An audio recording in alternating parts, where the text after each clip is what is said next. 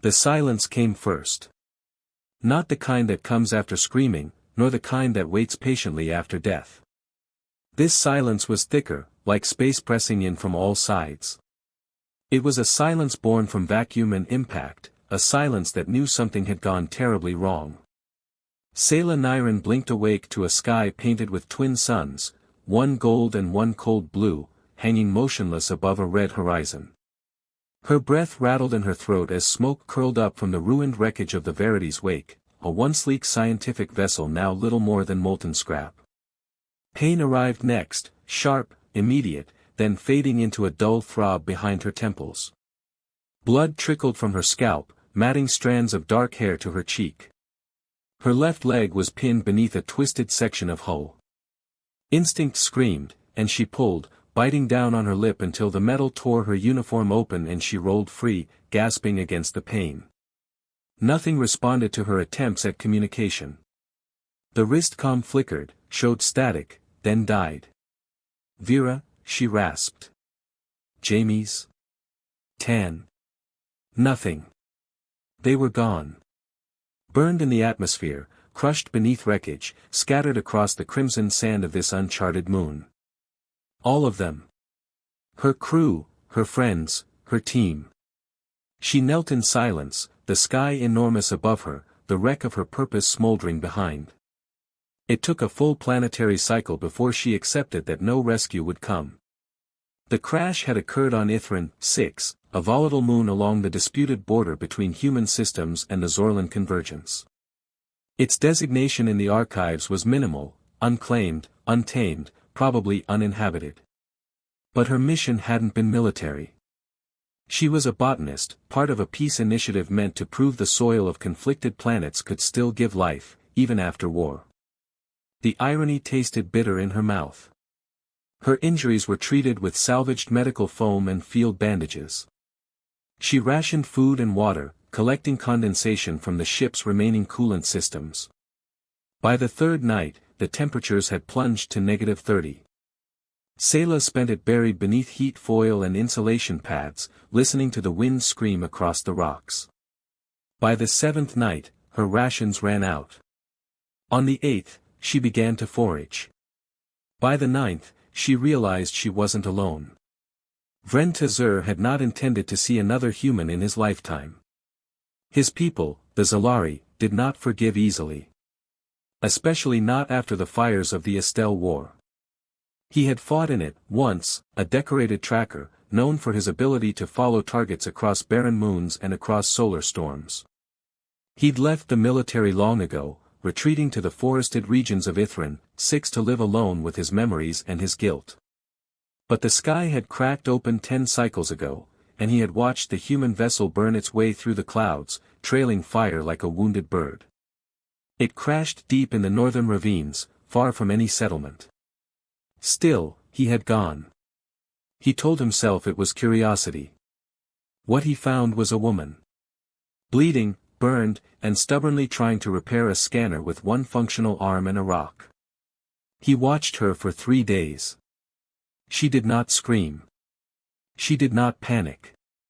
She did not die. Instead, she built a fire, collected water, and began experimenting with the local flora. More than once, he saw her bite into a fruit, grimace, and spit it out, then record the results in a half-charred notebook. She didn't behave like a soldier. That was what confused him most. On the 10th day, he stepped out of the trees. Selah heard him before she saw him, the crunch of loose gravel, the subtle rustle of fronds. She turned, clutching a metal pipe like a weapon, and found herself face to face with something she'd only seen in archived photos. Tall. Armored in obsidian-toned skin, not armor, biological plating that shimmered faintly under twin sunlight.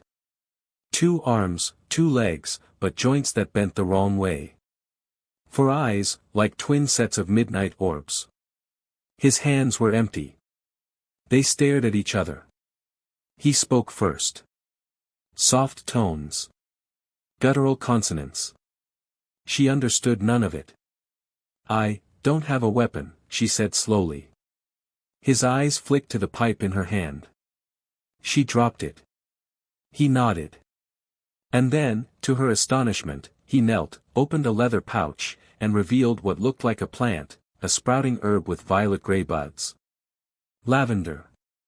It wasn't natural to this moon. It had been grown. Sayla blinked.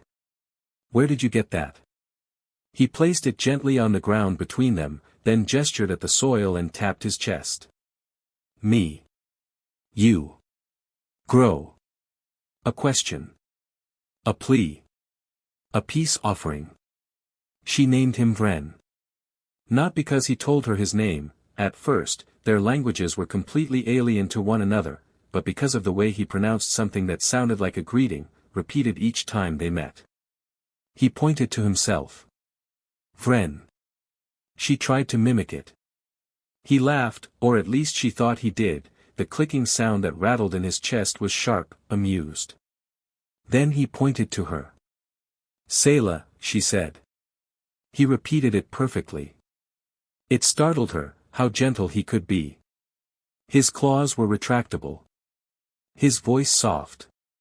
He moved slowly around her, always keeping his distance, always watching her reaction. On the 12th day, he brought food, edible roots she hadn't tried. When she hesitated, he tasted them first. When she bit into one, her stomach stopped aching for the first time in days. On the 15th day, he brought another lavender sprout. This one was wilted. Too acidic, she murmured, feeling the soil. Not enough nitrogen. He mimicked her, touching the dirt. Then he drew a jagged line in the ground, mimicking lightning. Lightning. Nitrogen fixing. You're trying to recreate storm chemistry? She asked, stunned. You're not a soldier, are you? He didn't answer. But the way he looked at her told her she'd struck something true. They built a garden. It wasn't much, just a cleared patch of cracked stone and iron-rich soil, a few improvised barriers to protect it from wind. Vren brought minerals, sometimes from melted scrap, sometimes from native animal remains. Sayla brought technique. They planted 6 sprigs of lavender and 4 local mosses. Within a week, green shoots began to rise. Their language grew faster than their garden. Sayla used gestures. Images scratched into dirt. Vren used tone and repetition. Eventually, they shared words: water, sun, safe, hurt. His word for lavender sounded like a prayer, El Nada. He said it differently each time he saw the flowers bloom. The nights were hardest. Sayla dreamed of the crash. Of Vera's scream. Of the ship spiraling, tearing apart. She would wake with a cry, shaking, the world too still. One night, he moved closer. He didn't speak. Didn't touch her. But he sat within reach. A quiet sentinel. The next night, she found herself reaching back. A hand. Just a hand. His fingers dwarfed hers, but when they closed around them, slow, uncertain, warm, something eased in her chest. She kissed him on the 22nd night. They had just finished burying the last of the lavender sprout's unsuccessful attempts. 2 of them had rotted from root fungus. Sayla knelt in the dirt, quiet, then felt him kneel beside her. Too much heat, she whispered. It burned them. He touched her wrist. Not with claws, but with the flat of his hand. A gesture of comfort. She turned. And before she could stop herself, before logic or fear could interrupt, she leaned forward and pressed her mouth to the side of his. It wasn't like kissing a human. His skin was textured, cool. His body responded with a slow ripple of the bioplates beneath his skin, as if adjusting to her warmth. He did not pull away. Instead, he touched his forehead to hers. No words. Just breath, and heartbeat, and sky. She told herself it couldn't last. That one of them would be discovered. That the war would come back for them. That he couldn't possibly want her the way she wanted him, not truly. But Vren stayed. He brought her strange flowers. Made a necklace from crystal bark and gave it to her with visible pride. He took her to a cave filled with glowing algae and let her sleep there, watching over her like a guardian. He learned her favorite song, just the melody, and hummed it with surprising gentleness. She laughed for the first time in months when he tried to mimic a human smile. And she cried for the first time without shame when he touched her cheek and said her name. Selah. As if it were sacred. On the 30th night, they made love. It wasn't perfect. He was careful, more careful than she expected. Their bodies weren't meant for one another, not exactly, but they found ways to fit. To touch. To connect. Her fingers ran along the joints of his armor, discovering the soft, bioluminescent tissues beneath. He trembled when she kissed the place below his throat. His mouth, strange, but sensitive, found her neck, her collarbone, her lips. His hands, larger than her hips, held her as if she were something breakable and precious. They lay together after, beneath the stars, lavender blossoms curling around their shared warmth. I don't know what we're doing, Selah whispered. But I don't want it to stop. Vren didn't speak. But his arms tightened around her. They heard the patrol ship on day 41. Vren froze mid-step, head tilted, ears twitching. A sound only he could hear. What is it? She asked. He didn't answer. But the look in his eyes chilled her blood. He reached for the blade he had buried near their garden. Handed her a small bag, food, tools, seeds. Then touched her cheek once, slowly. Go. She whispered. His expression was agony. But he nodded. They didn't run far. Not yet. Instead, they stood together at the edge of the camp as shadows fell across the ridge, ships shaped like daggers, descending with precision. Selah gripped his hand. If they kill me, don't fight, she said. Vren bared his teeth. Not in a smile. In warning. Vren Tazur had never believed in peace. Not really. He had served on battle lines where forests burned so bright the bark wept embers, where the skies turned red with carbon storms, where the cries of dying civilians echoed longer than the orders that damned them. Peace, to him, had always been a ceasefire with a time limit. A shallow breath before the blade returned. But Selah Nyren had changed everything. Not with arguments. Not with demands. With soil. With silence. With lavender. He remembered the first time he saw her after the crash. Fragile. Covered in ash and blood. Cursing her equipment in that quick, clipped human tone. He had expected her to die within the day. Instead, she survived. Built fire. Foraged. Planted. And when she touched the soil, his moon, his home, she did not poison it. She gave it life. Vren had spent 10 years alone. He hadn't spoken a full sentence in 5. The guilt was too loud, the words too heavy. But with her, language had found him again. Not just in speech. In glances. Gestures. Scent. He found himself listening for the way her breath caught when their fingers brushed. The way she tilted her head when something puzzled her. The sound of her heartbeat under twin moons. Fast. Soft. Always honest. She did not know what he had done.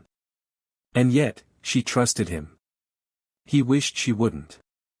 The day the patrols arrived, his past slammed back into him with the weight of a collapsing planet. 3 ships. Distinct silhouettes, long fins, narrow engines, weapons deployed but not yet aimed. He recognized their make, Korthi-class sweepers, used only by internal enforcement wings. Not soldiers. Hunters. The moment he heard the atmospheric tremble of their descent, something in his chest snapped taut. Selah had asked him, "What is it?" He didn't answer. How could he? To explain would mean revealing everything. That he was no farmer. No exile. He was a marked traitor, discharged not for mercy, but for silence. The Zalari High Command had never forgiven his final act, helping civilians, human civilians, escape the fire grid during the final week of the Estelle War. He had made enemies in his own ranks. Enemies who wanted him buried and forgotten. And now they were here. They hid that first night in the ruins of an old observation crater. He watched the sky burn again with shuttle trails. The patrols moved in a wide search grid, familiar, efficient, calculated. They weren't here just to scout. They were here because of her. Maybe a signal had leaked. Maybe the ship's wreckage had been spotted. Maybe he had been followed. Sayla touched his hand in the dark. "Do you trust me?" she asked. He did. More than he trusted himself. But that made her even more dangerous. Not to him, but to the people who ruled from orbit, who carved worlds into military zones and called it order. The next 3 days blurred. They fled east, into the fog valleys. Sayla limped on her injured leg, teeth clenched. Vren carried her when she couldn't walk. He taught her how to step between the thorn grass, where to drink without filtering. She taught him the human word for sky, sky. Such a small word for such a vast thing. They didn't talk about the lavender garden. Not once. It felt like admitting it was gone would shatter something between them. On the 4th day, they took shelter in a cave veined with iridescent minerals. The glow cast strange shadows on Sayla's face as she slept, wrapped in his old cloak. Vren sat at the edge, listening for movement. He did not notice when her hand found his. "You've been quiet," she murmured. He almost laughed. Quiet was his nature. "What are you thinking about?" she asked. He looked at her. The question hung heavy. Finally, he whispered, "You." Her eyebrows lifted. "You changed me," he said. She touched his chest, just over his upper heart. "And you changed me." He thought about all the times he'd believed that love, real love, was just a chemical misfire. A weakness. A distraction from duty. But now, duty felt meaningless without her. He leaned in slowly. She met him halfway. Their kiss was slower than the first. Deeper. It tasted of ash and fear and promises too fragile to speak aloud. When they lay together again, it was without urgency. They moved in rhythm with the cave's breathing, their bodies not fumbling, but learning. He traced the scars on her back, each one a story. She traced the fracture line beneath his plating, an old wound from a plasma blade. It still ached in the cold. "You don't flinch," she said. "Not with you," he answered. On the 6th day, the patrols found them. Not by sound. Not by sight. By scent. Vren had forgotten how easily the Korthi could trace thermal residue. They'd tracked his energy signature through an old power cell he'd used to warm Sayla's food. They came at dusk, 3 soldiers, plated in black, masks hissing with breathing rebreathers. He didn't have time to warn Sayla. They dragged her from the cave entrance before he could react. Her scream tore through him. He fought like an animal. One soldier went down fast, neck snapped under his grip. The second slashed Vren's side with a serrated blade, but he tackled the attacker into a stalagmite, impaling him. The third raised his plasma rifle and aimed it at Sayla's head. "Vren," she choked. He didn't hesitate. He grabbed a metal shard from the ground and threw it. The impact disrupted the aim just enough. The plasma bolt missed, slamming into the cave wall. Vren lunged. The third soldier fought back harder, better trained. But Vren had something his enemy didn't.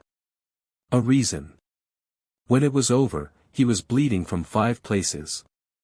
Sayla's hands trembled as she helped him sit. "You saved me," she whispered. He leaned his head against hers. Always. They couldn't hide anymore. Too many signals. Too much risk. The next wave would be larger, smarter. Vren made the decision that night. He would leave. Draw them away.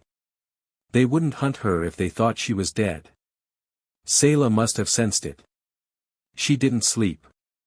Didn't speak. She just held him. And when the suns rose, painting her skin gold and silver, he touched her lips with his. "I'm not strong without you," he said. "Then stay." He shook his head. "I have to be." Her eyes brimmed with tears, but no anger. No guilt. Just sorrow. He turned before he could break. He didn't get far. 3 kilometers from their cave, he was intercepted, not by patrols, but by someone worse. Resen Kull. His old commanding officer. Still alive. Still loyal to the doctrine. "You really did betray us," Resen said, lowering his visor. "You disgusting half-blood. I should have killed you 10 years ago."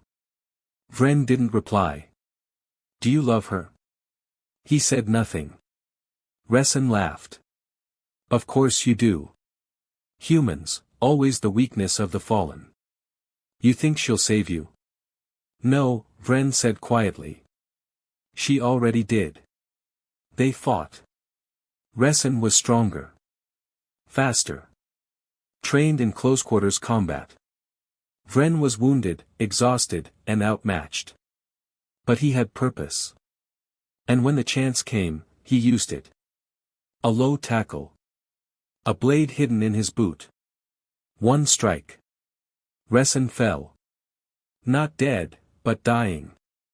"They'll come for her," he spat through blood. "And they'll kill her. They'll make sure you hear her scream across the stars." Vren stood over him. "Then I'll make sure they don't." He returned to the cave. Sayla had packed everything. She didn't ask what happened. He didn't explain. Instead, they walked. East. Always east. Toward the outer ridge, where human distress beacons could still be launched with low orbit reach. Where maybe, there would be someone willing to listen. Willing to believe that a Zalari and a human could survive together. That love wasn't war. On the 15th day, it rained. For the first time. A cool, soft rain, unexpected, alien. They stood beneath it, faces upturned. "What if we plant again?" Sayla asked. He touched her waist, pulling her close. "Then I will find every piece of land on this cursed moon, and we will fill it with lavender." She laughed, burying her face in his chest. He had never loved a sound more. They built a new camp. Simpler. Quieter. Every night, she recited stories from her broken notebook, tales of earth, of music, of growing flowers in cracked concrete. Every morning, he cooked for her with ingredients they didn't know the names of. And once a week, without fail, they danced. No rhythm. No tradition. Just 2 bodies moving in defiance of fate. Vren still did not believe in peace. Not entirely. But he believed in her. He believed in the way she whispered his name like it meant safety. And when she touched his heart, both of them, he finally understood what it meant to belong. Grief had a shape. For Terran Solari, it came in the form of a lavender flower pressed between the pages of a book that no longer smelled like her. He carried it with him. Everywhere. Some thought it was a religious token. Others thought it was a charm. No one asked, not directly. Not anymore. Not after what happened on Ithran 6. His sister had been dead for over a year.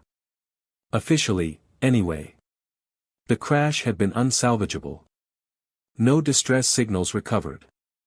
No bodies retrieved. Presumed deceased, the report had said, pending further forensic identification. He hadn't even gotten ashes. Just a fragment of the ship's hull and a box of preserved lab samples sent by a cleanup crew. Inside it, between smashed data chips and burnt soil pouches, he found the lavender sprig. And he'd known. Sayla had been there. Alive or not, she had touched this thing. Held it. Planted it. Perhaps in hope. Perhaps in love. He hadn't let go of it since. The mission came suddenly. An expedited extraction campaign, they called it. His unit, Omega Green, was selected for recovery and containment in the border moons, starting with Ithrin 6. He said yes before they finished speaking. No one questioned why he volunteered. The official reason was his field record. His discipline. His willingness to comply. The truth? He needed to go back. He needed to see for himself. On the second day planet-side, they assigned him a Zalari interpreter. Rill of Ash Line, the logistics officer said, reading off a datapad. Cultural liaison. Fluent in 14 dialects. He's been briefed on Alliance protocols. Terran nodded. Didn't look up. Rill stood quietly beside the officer, arms crossed.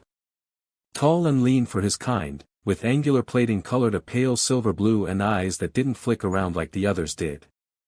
He didn't seem nervous. Just, observant. You don't speak, Lieutenant? Rill asked, his voice smooth but unassuming. Terran finally met his gaze. You don't flinch. Rill tilted his head. Should I? Most of your kind do. I'm not most of my kind. Terran almost smiled. Almost. The patrols ran slow that week. The landscape was hostile, familiar. The same ravines where the Verity's wake had gone down were now cordoned off. Omega Green moved through the region with armored drones, tracking any unusual signatures. They found nothing. No bodies. No wreckage. Just lavender. Growing wild. Not natural. Not native. Not random. Rill knelt beside a sprig one evening, gloved fingers brushing the bloom gently. This doesn't happen without intention, he said. Terran knelt too, jaw tight. I know. Rill looked at him, quiet for a moment. You lost someone here. It wasn't a question. Terran didn't reply. But his hand brushed the flower. And Rill didn't ask again. Over the next 6 days, they fell into rhythm. Rill translated transmissions, managed diplomatic outreach, negotiated with local Zalari civilians. Terran managed the squad, ran logistics, and kept his grief tucked neatly behind military precision. They ate together every night, half because of shared habit, half because neither liked eating alone. Your people, Terran said once, between bites of nutrient protein, they smell rain before we do. Right? Rill nodded. Our skin reacts to ions. We call it etheraz. Sky sense. That's useful. Rill leaned back against a stone wall. Not always. Sometimes it just makes waiting worse. Terran watched the way his hands rested, delicate, careful. Not like a soldier's hands. You were a linguist before the war. Rill hesitated. During. I was stationed in comms. Before I learned to kill, they taught me how to speak. Terran didn't ask what happened after. Rill didn't volunteer it. But something unspoken passed between them in that quiet, the way only survivors recognize each other. It happened on the 10th night. Not a kiss. Not yet. Just closeness. They were walking back to camp after a long patrol. Rain fell light and steady, misting the air with electric chill. Rill stopped to lift his face toward the clouds, eyes closed. You miss it? Terran asked. Rill opened his eyes. What? Home. Rill looked at him for a long time. Then said, I think, I miss believing in it. They didn't speak again for the rest of the walk. But when they reached camp, Rill touched Terran's shoulder in a way that said, thank you for seeing me. On the 12th day, everything changed. They received a private transmission, encrypted, barely legible. A woman's voice. A whisper, don't come further east. They'll kill him. They think I'm dead. Let them. Terran's blood turned to ice. The voice was hers. Distorted. Strained. But hers. He played it again. And again. Rill found him crouched in the comms tent, shaking, hands clenched around the playback unit. I need you to hear something, Terran said. He played the message. Rill's eyes darkened. That voice, Terran said. It's my sister. She's alive. She's been alive this whole time. Rill didn't argue.